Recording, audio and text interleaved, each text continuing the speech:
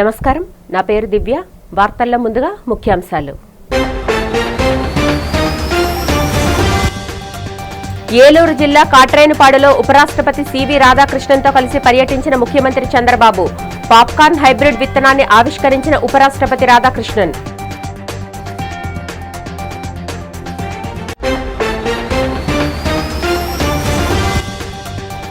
శ్రీకాకుళం జిల్లాలో అత్యంత ఘనంగా ముగిసిన ఎంపీ కప్ చెస్ టోర్నమెంట్ 2026 ముగింపు కార్యక్రమానికి ముఖ్య అతిథిగా పాల్గొని విజేతలకు బహుమతులు అందజేసిన కేంద్ర మంత్రి కింజరపు రామ్మోహన్ నాయుడు.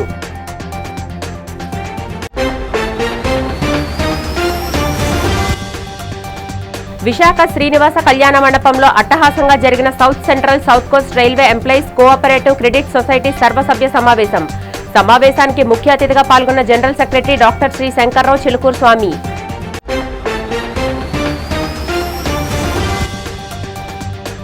రాష్ట్రంలో ఎస్సీ, ఎస్టీ, బీసీ సంక్షేమ హాస్టళ్ల నిర్వహణపై మండిపడ్డ మాజీ YCP MP doctor Talari Rangaiah. హాస్టళ్ల మౌలిక వసతులు లేక విద్యార్థులు అష్టకష్టాలు పడుతున్నారని ఆరోపణ. ఏలూరు జిల్లా కాట్రేనిపాడు పర్యటనలో ఏపీ సీఎం చంద్రబాబు నాయుడు, ఉపరాష్ట్రపతి సిపి రాధాకృష్ణన్ పాల్గొని దేశంలోని తొలి నాన్ జీఎంఓ పాప్కార్న్ హైబ్రిడ్ విత్తనాన్ని ఆవిష్కరించారు. ఈ సందర్భంగా ముఖ్యమంత్రి చంద్రబాబు మాట్లాడుతూ ఆసియాలోనే అతిపెద్ద 29 టన్నుల సామర్థ్యం గల పాప్కార్న్ ప్రాసెసింగ్ కేంద్రంగా ఇది నిలుస్తుందని, భవిష్యత్ అంతా స్టార్టప్లు, ఆవిష్కరణలేనని పేర్కొన్నారు. ఉపరాష్ట్రపతి మాట్లాడుతూ రైతులకు లభిస్తున్న సహాయ సహకారాలు, డ్రోన్ల పథకం వంటి కేంద్ర, రాష్ట్ర ప్రభుత్వాల సంక్షేమ కార్యక్రమాలను అభినందించారు. 8 రాష్ట్రాల్లో 17,500 మంది రైతులు 40,000 ఎకరాల్లో పాప్కార్న్ మొక్కజొన్న పండించడం గొప్ప విషయమని కొనియాడారు. మన ఆహార అవసరాలకు ఇతర దేశాలపై ఆధారపడాల్సిన అవసరం లేదని, పాప్కార్న్ దిగుమతి నుంచి ఎగుమతి చేసే స్థాయికి ఎదగాలని పిలుపునిచ్చారు. అలాగే మహానది నుంచి కావేరీ వరకు నదుల అనుసంధానం త్వరలోనే వాస్తవ రూపం దాలుస్తుందని స్పష్టం చేశారు. స్వయం సమృద్ధి సాధించేందుకు ఈ నూజివీడు గడ్డ పైన ముసునూరులో చేయడం మనందరికీ గర్వకారణం. దేశీయ విత్తనాన్ని ఆవిష్కరించిన గోర్మే పాప్కార్నియా సంస్థకి మనస్ఫూర్తిగా శుభాకాంక్షలు. ఈ సంస్థ ఎండి పట్టాభి రామారావు గారు, వాళ్ళ ఫ్యామిలీ అందరికీ తెలుసు. కానీ ఇప్పుడు కొద్దిగా వెనకబడ్డాం. ఆ ఫ్యామిలీ ఈస్ట్ గోదావరి జిల్లాలో చెస్ క్రీడ ద్వారా మెదడుకు వ్యాయామం లభిస్తుందని, ప్రత్యర్థి ఎత్తుల్ని సైతం పసిగట్టి ఆడే ఈ ఆట ద్వారా ముందు చూపు మనకు అలవడుతుందని కేంద్ర పౌర విమానయాన శాఖ మంత్రి కింజరపు రామ్మోహన్ నాయుడు అన్నారు. శ్రీకాకుళం జిల్లా కేంద్రంలో ఎన్టీఆర్ భవన్లో శనివారం నుండి జరుగుతున్న ఎంపీ కప్ 2026 చెస్ టోర్నమెంట్ ముగింపు కార్యక్రమం ఆదివారం నాడు జరిగింది. ఈ కార్యక్రమానికి ముఖ్య అతిథిగా రామ్మోహన్ నాయుడు పాల్గొన్నారు. మొదటిగా కేంద్ర మాజీ మంత్రి దివంగత ఎర్రన్నాయుడు చిత్రపటానికి పూలమాలలు వేసి నివాళులర్పించారు. అనంతరం చెస్ క్రీడను ఆడుతున్న క్రీడాకారులను పరిచయం చేసుకున్నారు. అభినందనలు తెలియజేశారు. అనంతరం విజేతలకు బహుమతులను అందజేశారు. టోర్నీలో పాల్గొన్న ప్రతి క్రీడాకారుడికి ప్రశంసా పత్రాన్ని అందించారు. జిల్లాలో ప్రతి క్రీడాకారుడికి ప్రతి క్రీడాంశంతో తోడ్పాటు అందించాలనే ఉద్దేశంతో ఎర్రన్న క్రీడా ఉత్సవం ప్రారంభించామని, ప్రతి నెల ఒక క్రీడ ద్వారా ప్రతి క్రీడాకారుడి ప్రతిభ చూపడానికి ఒక వేదిక నిర్మించామని ఆయన అన్నారు. ఆటల ద్వారా ఆరోగ్యం, అభివృద్ధి రెండూ చేరువ అవుతాయని తెలిపారు. లేడీ ఒలింపిక్ మెడల్ సాధించిన మన భారతదేశం తాలూకా గర్వకారణం మన శ్రీకాకుళం జిల్లాలో పుట్టినటువంటి మహిళ. శ్రీకాకుళం జిల్లాలో పుట్టి మనం ఏం సాధించగలమని మీ అందరికీ కూడా అనిపిస్తే అప్పుడు గుర్తు పెట్టుకోండి, కరుణ మల్లీశ్వరి గారు కూడా మన జిల్లాలోనే పుట్టి మన జిల్లాలోనే ఆవిడ ట్రైనింగ్ కూడా పొంది ఎన్నో కష్టాలు అనుభవించి ఒక మహిళగా వెయిట్ లిఫ్టింగ్ స్పోర్ట్ కూడా తీసుకొని ఆస్ట్రేలియా సిడ్నీ ఒలింపిక్స్ లో అక్కడ మళ్ళీ ఒలింపిక్ మెడల్ సాధించిందనంటే, ఆవిడ ఆ స్థాయిలో అంత కష్టపడి సాధించిందనంటే మీరందరూ కూడా అంత పెద్ద గోల్, గ్రాండ్ మాస్టర్ అవుతారనే గోల్ మీరు పెట్టుకుంటే అది సాధించలేనటువంటి కష్టమైనటువంటి గోల్ ఏమీ కాదు. కానీ ఆ పట్టుదల, ఆ సంకల్పం మీ అందరిలో కూడా ఉండాలి. అండ్ ఐ అప్రిషియేట్ మీరు చూస్ చేసుకున్న స్పోర్ట్ కూడా ఈరోజు చెస్ చూస్ చేసుకున్నారు. విశాఖపట్నం గీతం యూనివర్సిటీ 17వ స్నాకోత్సవంలో కేంద్ర సహాయ మంత్రి డాక్టర్ పెమ్మసాని చంద్రశేఖర్ పాల్గొని విద్యార్థులకు పట్టాలు అందజేశారు. డిగ్రీ కేవలం అవకాశాల తలుపులు తెరిచే తాళం చెవి మాత్రమేనని, నిజమైన విజయం నైపుణ్యం, పట్టుదల, క్రమశిక్షణ, వ్యక్తిత్వం ద్వారానే సాధ్యమవుతుందని అన్నారు. ఏఐ, రోబోటిక్స్ వంటి సాంకేతిక మార్పులను చూసి భయపడకుండా నేర్చుకోవాలని, ఉద్యోగాలు వెతుక్కునే వారికి కాకుండా జాబ్ క్రియేటర్స్గా ఎదగాలని పిలుపునిచ్చారు. ఏదైనా ఒక రంగంలో లోతైన ప్రాక్టికల్ పరిజ్ఞానం పెంపొందించుకోవాలని, వైఫల్యాల నుంచి నేర్చుకుంటూ రిస్క్ తీసుకునే తత్వాన్ని అలవాటు చేసుకోవాలని మంత్రి సూచించారు. తాత్కాలిక పరిష్కారాల కంటే బలమైన వ్యవస్థలను, నిజాయితీతో కూడిన వ్యక్తిత్వాన్ని నిర్మించుకోవాలని చెప్పారు. కెరీర్తో పాటు ఆరోగ్యం, మంచి స్నేహితుల ఎంపికకు ప్రాధాన్యత ఇవ్వాలని, తల్లిదండ్రులు, గురువుల త్యాగాలను గుర్తుంచుకుంటూ దేశ అభివృద్ధిలో భాగస్వాములు కావాలని ఆకాంక్షించారు. దృఢమైన సంకల్పం, దార్శనికత కలిగినటువంటి శ్రీ భరత్ గారికి, chancellor professor Virendra Singh Chauhan ji, vice chancellor professor Harold D'Souza ji, వీరందరితో పాటు రక్తంలో ఉత్సాహం, ఆలోచనలలో కొత్తదనం, అడుగుల్లో ఆత్మవిశ్వాసం నింపుకున్నటువంటి విద్యార్థులకు మీ రేపటి భవిష్యత్తు కోసం తమ నేటి జీవితాన్ని త్యాగం చేసినటువంటి తల్లిదండ్రులకు, మీ మేధస్సుకు మెరుగులు దిద్ది మీ భవిష్యత్తుకు బాటలు వేసినటువంటి గురువులకు, కౌన్సిల్ మెంబర్లకు, గీతం యూనివర్సిటీని అభివృద్ధి చేస్తున్న అందరికీ కూడా నా మనస్ఫూర్తిగా ధన్యవాదాలు తెలుపుతా ఉన్నాను. Staff of Geetam and all the distinguished guests on the dais, as you all graduate from Geetam this year, I normally like to interact, so I like to ask students, do you know the vision of Geetam? I'll give you a few seconds for you to be an exceptional, knowledge-driven institution, advancing on a culture of honesty and compassion to make a difference to the world. As you graduate today, I would like you to think about this vision, go to our website, read it again, and see which aspects of this vision are you already embodying and which aspects you have to work on. We have two guests here. I'd like to talk about them and you can connect it to our vision. As we choose guests as our chief guest or as our honorary doctorate, we are thinking, how can they be good role models, good examples for you all? Simhachala క్షేత్రంలో భక్తుల రద్దీ పెరగడంతో దేవస్థానం EO Jallepalli Venkatrao సింహగిరిపై ఏర్పాట్లను స్వయంగా పర్యవేక్షించారు. ఆలయ పరిసరాలు, క్యూలైన్లు, త్రాగునీరు, పారిశుద్ధ్యం తదితర అంశాలను పరిశీలించి సిబ్బందికి పలు సూచనలు చేశారు. స్వామివారి ఆలయం ధ్వజస్తంభం మీదుగా నీలాద్రి గేటు వరకు ఉన్న క్యూలైన్లు ఈవో దగ్గరుండి పరిశీలించారు. భక్తులకు అవసరాలకు మించి ఎక్కువ దూరం తిప్పకుండా రద్దీకి అనుగుణంగా క్యూలైన్లు క్రమబద్ధీకరించారని ఆదేశించారు. వివిధ విభాగాల అధికారులు, సిబ్బంది సమన్వయంతో పనిచేస్తూ దర్శనానికి వచ్చే భక్తులకు ఎలాంటి ఇబ్బందులు కలగకుండా చూడాలని సూచించారు. భక్తులకు నిరంతరం త్రాగునీరు అందుబాటులో ఉండేలా చర్యలు తీసుకోవాలని, ఆలయ పరిసరాలు పరిశుభ్రంగా ఉండేలా పారిశుద్ధ్య సిబ్బంది అప్రమత్తంగా వ్యవహరించాలని ఆదేశించారు. క్యూ లైన్లో రద్దీని ఎప్పటికప్పుడు గమనిస్తూ అవసరమైన మేరకు నియంత్రణ చర్యలు చేపట్టాలని ఆలయ సహాయ కార్యనిర్వహణ అధికారి పిల్లా శ్రీనివాస్కు సూచించారు. భక్తుల భద్రతకు కూడా అత్యంత ప్రాధాన్యం ఇవ్వాలని స్పష్టం చేశారు. రద్దీ సమయాల్లో భక్తుల అవసరాలను గుర్తించి వెంటనే స్పందించేలా అధికారులు, సిబ్బంది అప్రమత్తంగా ఉండాలని ఈవో తెలిపారు. స్వామివారి దర్శనం ప్రశాంతంగా, సజావుగా జరిగేలా అన్ని విభాగాలు సమన్వయంతో చేస్తూ నిరంతరం పర్యవేక్షణ కొనసాగిస్తున్నట్లు ఆయన పేర్కొన్నారు. పెందుర్తి నియోజకవర్గంలో అభివృద్ధి పనులను వేగవంతం చేయాలని ఎమ్మెల్యే పంచకర్ల రమేష్ బాబు అధికారులకు సూచించారు.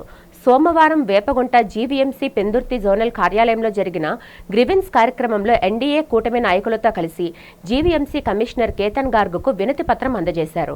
ఈ సందర్భంగా పెందుర్తి, అగనంపూడి జోన్ల పరిధిలో రోడ్ల నిర్మాణం, పార్కుల అభివృద్ధితో పాటు మరిన్ని ముఖ్యమైన పనులకు త్వరితగతిన నిధులు మంజూరు చేయాలని కోరారు.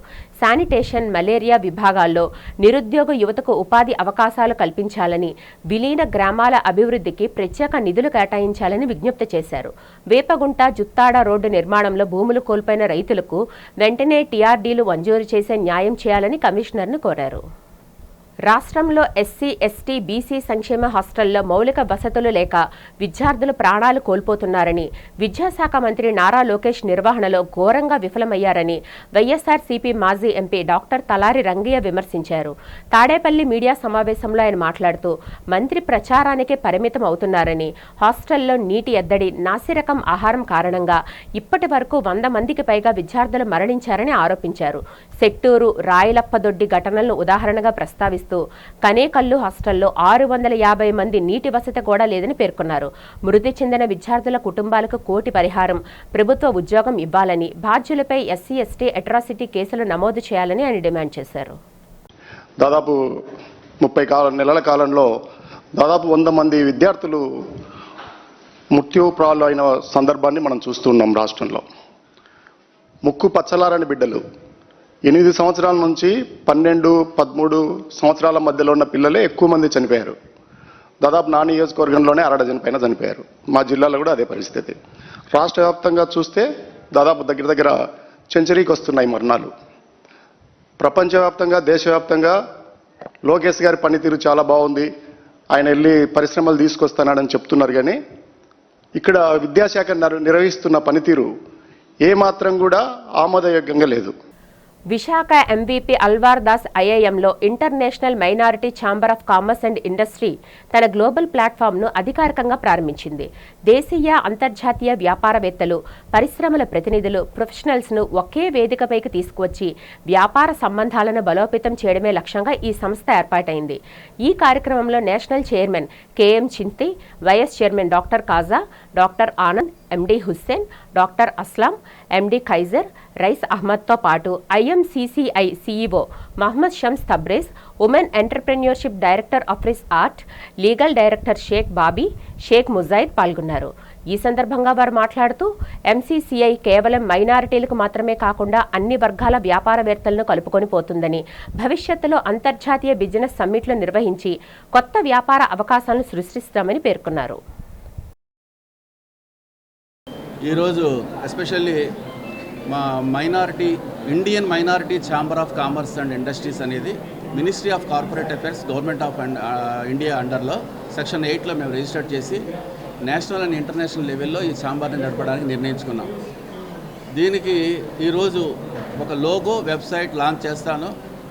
మా రవీంద్ర గారు, ఈ కాలేజీలో మాకు మా మాస్టర్ గారు, మా గురువు గారు, ఎస్పెషల్లీ యూనివర్సిటీలో ఉన్న దగ్గర నుంచి మాకు తోడ్పడి ఇలాంటి కార్యక్రమాలు మీరు చెయ్యండి అని చెప్పేసి వెనక ఉండి నడిపించేవారు అన్నమాట.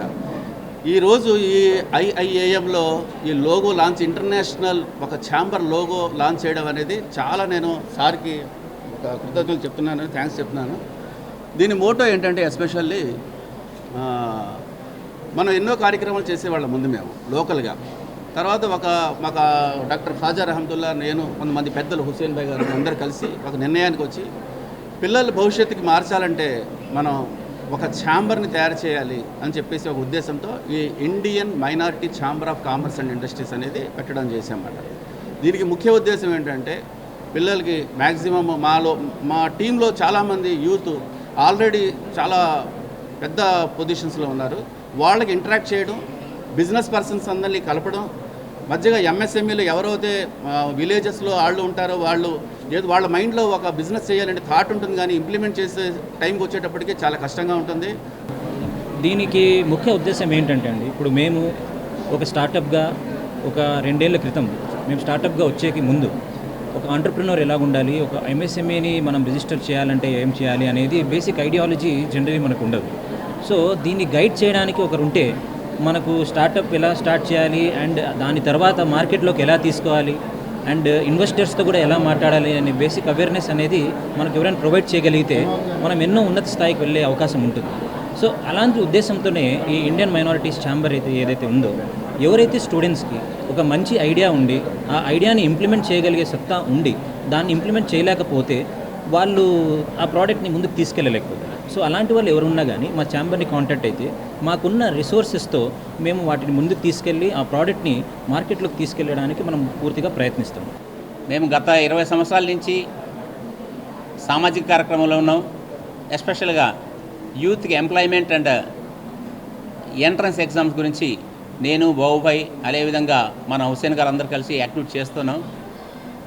ఈ చేసిన ఒక 20 years తర్వాత వై కాంట్ వీ ఎంటర్ ఉంటుంది ఎంటర్‌ప్రెన్యూర్‌షిప్ టు యూత్ అనేది ఒక ఆలోచన వచ్చి ఆ ఉద్దేశంతోనే ఈ సంస్థను స్టార్ట్ చేయడం జరిగింది. ఇది కేవలం విశాఖపట్నమే కాదు, ఇండియాలో పెట్టాం. హైదరాబాద్ మెయిన్ మన ఐటీ నుంచి తబరేజ్ గారు వచ్చినారు.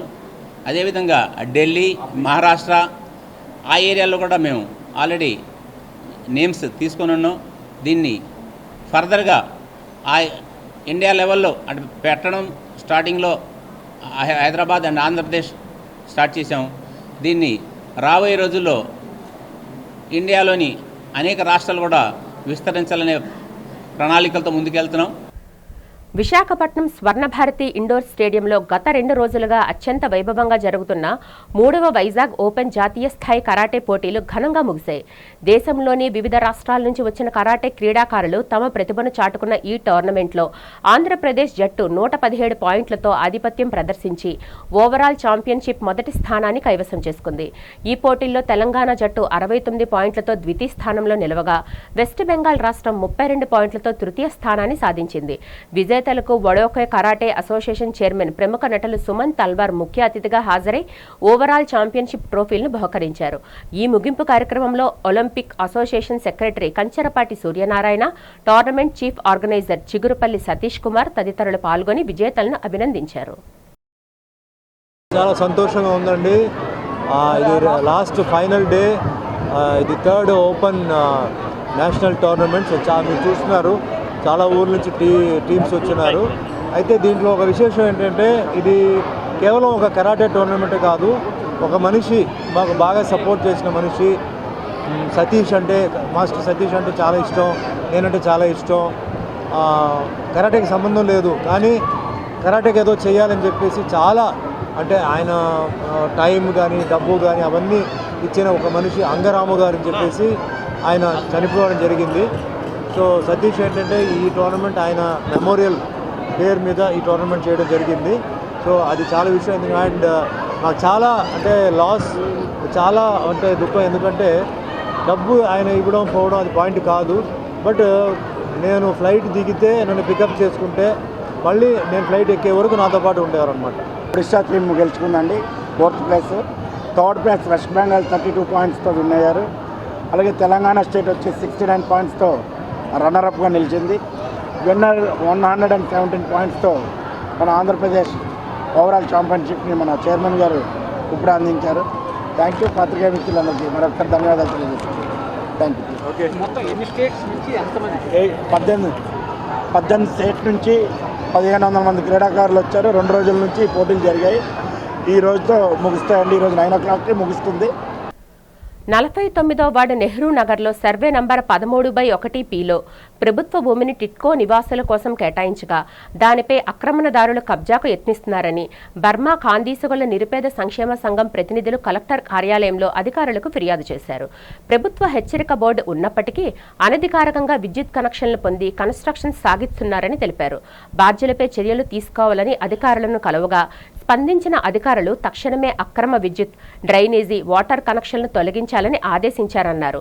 ఆక్రమణదారుల జాబితా సిద్ధం చేసి వారిపై కేసులు నమోదు చేసి రిమాండ్కు పంపుతామని ఆర్డీఓ హామీ ఇచ్చినట్లు సంఘం ప్రతినిధులు తెలిపారు. ఏదైతే ఈరోజు మాది బర్మా కాందిశీకుల సంక్షేమ సంఘం తరపున, నిరుపేద కాందిశీకుల సంక్షేమ సంఘం తరపు నుంచి 49వ వార్డు నెహ్రూ నగర్ నుంచి ప్రభుత్వ భూమి 13/1P అనేది 1 ఎకరా సైటు టిట్కోకి కేటాయించడం గత ప్రభుత్వం, ఇదే ప్రభుత్వం ఉన్నప్పుడు జరిగింది. ఆ భూమిని పరిరక్షించడం కోసం గత 3 నెలలుగా మేము అధికారుల చుట్టూ తిరిగి పరిరక్షించమని నినాదాలు చేశాము, ఫిర్యాదులు చేశాము. దాని మీద అధికారులు స్పందించి ఏదైతే టిట్కో ఇల్లు నిర్మాణానికి కేటాయించిన భూమిని ప్రభుత్వ భూమి అని అక్కడ వచ్చి బోర్డు నిర్మించడం జరిగింది. ఆ బోర్డు ఉన్నప్పుడు ఎవరు అందులో ఏమైనా వర్కులు చేసినా ల్యాండ్లోకి వెళ్ళినా వాళ్ళ మీద కేసులు కడతామన్నారు. అయినా కూడా ఎవరైతే కబ్జాదారులు ఉన్నారో వాళ్ళు అధికారులు బోర్డు పెట్టినా కూడా అక్కడ యథాస్థితిగా వర్కులు చేస్తున్నారు కన్స్ట్రక్షన్స్. అదేవిధంగా పెయింటింగ్లు వేసి వాళ్ళ డోర్ నెంబర్లు కూడా నియమించుకున్నారు. అడిగితే టీడీపీ ప్రభుత్వం పెట్టుకోమందని వాళ్ళు ఒక వీడియో కూడా వైరల్ అయింది. దాని మీద మేము అధికారులకు ఈరోజు కంప్లైంట్ చేయడానికి ఇక్కడికి వచ్చాము. దాని మీద అధికారులు వెంటనే ఎలక్ట్రికల్ ఎస్సీ గారితో ఫోన్ చేసి ఎక్కడైతే ల్యాండ్లోని అనాధికారంగా కరెంటు వాడుతున్నారో అర్జెంటుగా ఆ కరెంటును తొలగించమని చెప్పడం జరిగింది. అదేవిధంగా వాళ్ళకి హౌస్ ట్యాక్స్లు కూడా వేయొద్దని చెప్పడం జరిగింది. అదేవిధంగా ఓపెన్ డ్రైన్ అనేది ఓపెన్గా వదిలేయడం వల్ల అక్కడ చుట్టుపక్కల ఉన్న వాళ్ళకి హెల్త్ ఇష్యూస్ కూడా వస్తున్నాయి. విశాఖ శ్రీనివాస కళ్యాణ మండపంలో సౌత్ సెంట్రల్ మరియు south coast railway employees cooperative credit society limited Secunderabad వార్షిక సర్వసభ్య సమావేశం అత్యంత వైభవంగా విజయవంతంగా నిర్వహించారు. సొసైటీ అధ్యక్షులు డాక్టర్ సిహెచ్ స్వామి అధ్యక్షతన జరిగిన ఈ సమావేశంలో వైస్ ప్రెసిడెంట్ ఆర్ రామ్మోహన్తో పాటు ఇతర డైరెక్టర్లు, సొసైటీ డెలిగేట్లు మరియు ఆహ్వానితులు పాల్గొన్నారు. ఈ కార్యక్రమానికి SCORMU general secretary doctor C Shankarrao, zonal president GN Srinivasarao, SCOROBCEA general secretary BBN Satyanarayana, all India SC/ST railway employees association general secretary G Paparao ముఖ్య అతిథులుగా హాజరయ్యారు. సొసైటీ అభివృద్ధి, రైల్వే ఉద్యోగుల ఆర్థిక ప్రయోజనాలు మరియు సభ్యుల సంక్షేమమే ప్రధాన లక్ష్యంగా పలు కీలక అంశాలపై ఈ సమావేశంలో నిర్మాణాత్మకంగా చర్చించారు. అనంతరం శంకర్రావు స్వామి మీడియాతో మాట్లాడుతూ ఉద్యోగుల శ్రేయస్సే ధ్యేయంగా సొసైటీని మరింత బలోపేతం చేస్తూ ముందుకు తీసుకువెళ్లాలని ఈ సందర్భంగా పిలుపునిచ్చారు. 2026 తర్వాత ప్రారంభమైన సౌత్ కోస్ట్ రైల్వేలో కూడా కోఆపరేటివ్ సొసైటీ ఏదైతే రైల్వే ఎంప్లాయీస్కి సికింద్రాబాద్లో ఉందో 100 సంవత్సరాల చరిత్ర కలిగిన సొసైటీ, దాని యొక్క బ్రాంచులు కూడా విశాఖపట్నం, కొత్తగా వచ్చిన విశాఖపట్నం డివిజన్లో పెట్టడానికి కోసం ఇక్కడ ఉన్న రైల్వే కార్మికులకి ఈ కోఆపరేటివ్ సొసైటీ ద్వారా అనేక రకాలైన లోన్స్ ఇవన్నీ కూడా ఇచ్చి వాళ్ళకి ఆదుకోవటం కోసం ఈరోజు ఇక్కడ జనరల్ బాడీ పెట్టడం జరిగింది. అధ్యక్షుడు కామ్రేడ్ స్వామి గారు మరి చక్కగా అరేంజ్మెంట్ చేసి మిమ్మల్ని అందరినీ కూడా ప్రింట్ మీడియాని, ఎలక్ట్రానిక్ మీడియాని కూడా పిలిచి రైల్వే కార్మికులకు అందరికీ కూడా ఒక సందేశం పంపదలుచుకున్నారు.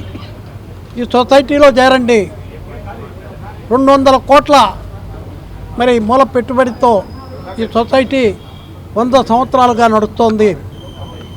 ఈ సంవత్సరం 34 కోట్ల లాభాలు. ఇక్కడ 87వ వార్షిక సమావేశాలు ఇక్కడ నిర్వహించడం జరిగింది. దాంట్లో భాగంగా ఇక్కడ 21 మంది డైరెక్టర్లు, 210 మంది డెలిగేట్లు సమిష్టిగా కలిసి కొన్ని రకాల వంటి నిర్ణయాలు కింద తీసుకోవడం జరిగింది. ఈరోజు సౌత్ సెంట్రల్ రైల్వేలో సొసైటీ ఉండేది. దాని జోన్ బైఫికేషన్లో భాగంగా మరి 50% షేర్ హోల్డర్స్ ఇక్కడ బైఫికేషన్లో ఇక్కడ రావడం జరిగింది. వారి యొక్క షేర్ హోల్డర్ యొక్క ఆర్థిక పురోభివృద్ధిని దృష్టిలో పెట్టుకొని, షేర్ హోల్డర్ యొక్క సంక్షేమాన్ని దృష్టిలో పెట్టుకొని మరి వాళ్ళను ఆర్థికంగా ఆదుకోవడం కోసము మరి ఈరోజు ఇక్కడ యాన్యువల్ జనరల్ బాడీ నిర్వహించడం జరిగింది. మరి ఈ యాన్యువల్ జనరల్ బాడీలో మరి డైరెక్టర్లు అందరు కలిసి సమిష్టిగా కొన్ని నిర్ణయాలు కూడా తీసుకోవడం జరిగింది. మరి గతంలో కూడా యాన్యువల్ జనరల్ బాడీ మరి సికింద్రాబాద్లో జరిగినప్పుడు మరి ఏదైతే షేర్ హోల్డర్ అకస్మాత్తుగా చనిపోతే, యాక్సిడెంటల్ రూపంలో చనిపోతే మరి 5 లక్షలు ఉన్నటువంటి యాక్సిడెంటల్ ఇన్సూరెన్స్ను 10 లక్షలు చేయడం జరిగింది. మరి అదేవిధంగా ఇప్పుడు ఉన్నటువంటి ఈ జనరల్ బాడీలో మరి పినల్ అడ్వాన్స్ కింద ఏదైనా అకస్మాత్తుగా చనిపోతే మరి 15,000 ఇచ్చేది ఈరోజు 20,000 ఇవ్వడానికి కూడా మరి నిర్ణయం తీసుకోవడం జరిగింది. విశాఖ జీవీఎంసీ 27వ వార్డు అమర్ నగర్లో మంచినీటి పైపుల మార్పు వివాదాస్పదంగా మారింది.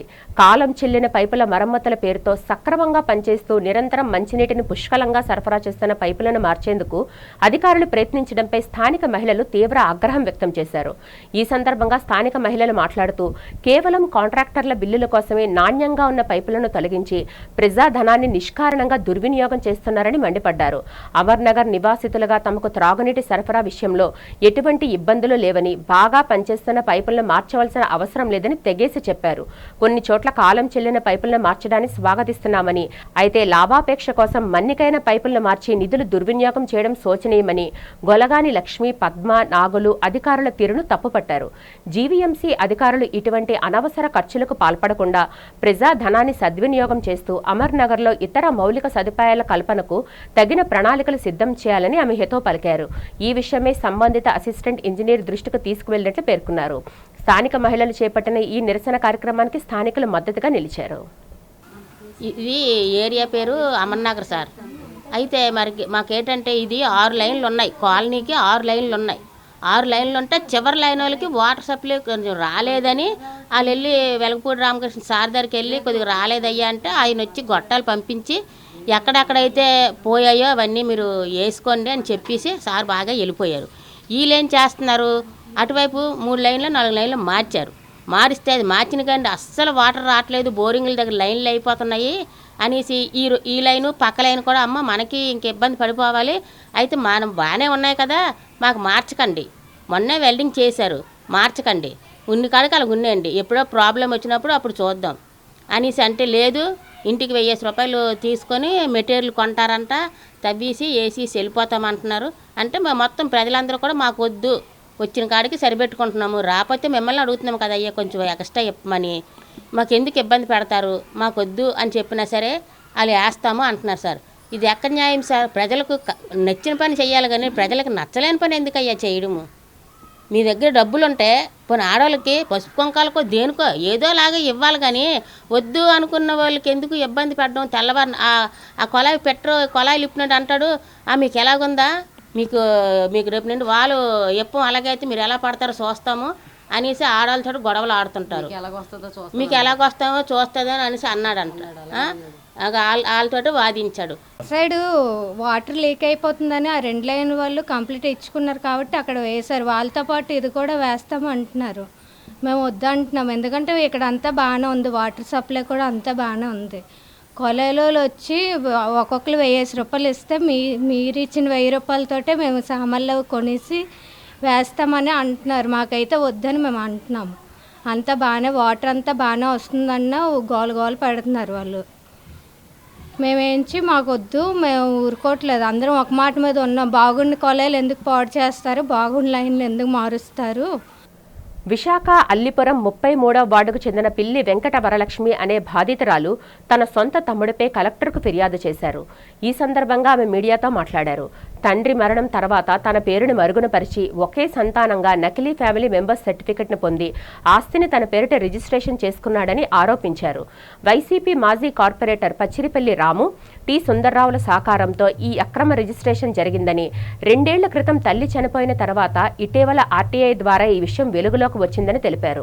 గతంలో సిపి, ఏసీపీలకు ఫిర్యాదు చేసినా చర్యలు లేకపోవడంతో కలెక్టర్ను కలిసి వినతి పత్రం అందజేశామన్నారు. తప్పుడు పత్రాలతో రిజిస్ట్రేషన్ ఫ్యామిలీ సర్టిఫికెట్ను రద్దు చేసి తనకు న్యాయం చేయాలని కోరారు. మా తల్లిదండ్రులకి 2 సంతానం, నేను మా తమ్ముడు పిల్లి శ్రీనివాసరావు. మా ఫాదర్ 2013లో చనిపోయినారు. 2014లో ఫ్యామిలీ మెంబర్ సర్టిఫికేట్ మా బ్రదర్ ఒక్కడే ఉన్నట్టుగా తీసుకున్నాడు. 2018లో మా అమ్మగారితో ఆస్తిని రిజిస్ట్రేషన్ చేయించుకున్నాడండి. మా మదర్ 2024లో చనిపోయారు. దీనికి మద్దతుగా వెనకాతల ఎక్స్ కార్పొరేటర్ పచ్చిరిపల్లి రాము గారు, వైసీపీ, మా వీధిలో ఉన్నటువంటి టి సుందర్రావులు 2 సాక్ష్యాంతాలు పెట్టారండి. దీని మీద చట్టపరంగా వీళ్ళకి ఫ్యూచర్లో కూడా ఎవరు ఇలాంటి తప్పుడు పనులు చేయకుండా చట్టపరంగా వీళ్ళకి తగిన శిక్ష విధించి మాకు తగిన న్యాయం జరిపించాలండి. నేను లేననేసి మా ఫ్యామిలీ మెంబర్ సర్టిఫికేట్ తీసుకున్నారండి మా తమ్ముడు. దాన్ని ఆధారం చేసుకొని మా తల్లిదండ్రుల ఆస్తిని రిజిస్ట్రేషన్ కూడా చేయించుకున్నారు 2018లో నాకు రావాల్సిన ఆస్తిని. వార్తలు ముగించే ముందు ముఖ్యాంశాలు మరొకసారి చూద్దాం. ఏలూరు జిల్లా కాట్రేనుపాడులో ఉపరాష్ట్రపతి సివి రాధాకృష్ణన్తో కలిసి పర్యటించిన ముఖ్యమంత్రి చంద్రబాబు.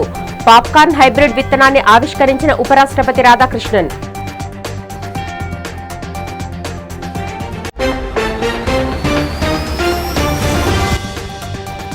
శ్రీకాకుళం జిల్లాలో అత్యంత ఘనంగా ముగిసిన ఎంపీ కప్ చెస్ టోర్నమెంట్ 2026. ముగింపు కార్యక్రమానికి ముఖ్య అతిథిగా పాల్గొని విజేతలకు బహుమతులు అందజేసిన కేంద్ర మంత్రి కింజరపు రామ్మోహన్ నాయుడు.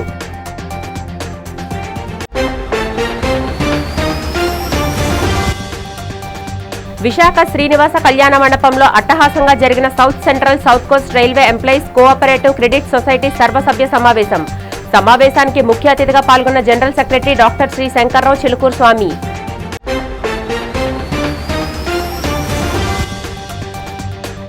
రాష్ట్రంలో ఎస్సీ, ఎస్టీ, బీసీ సంక్షేమ హాస్టళ్ల నిర్వహణపై మండిపడ్డ మాజీ YCP MP doctor Talari Rangaiah. హాస్టళ్ల మౌలిక వసతులు లేక విద్యార్థులు అష్టకష్టాలు పడుతున్నారని ఆరోపణ. ఈ వార్తలు ఇంతటితో సమాప్తం. నమస్కారం.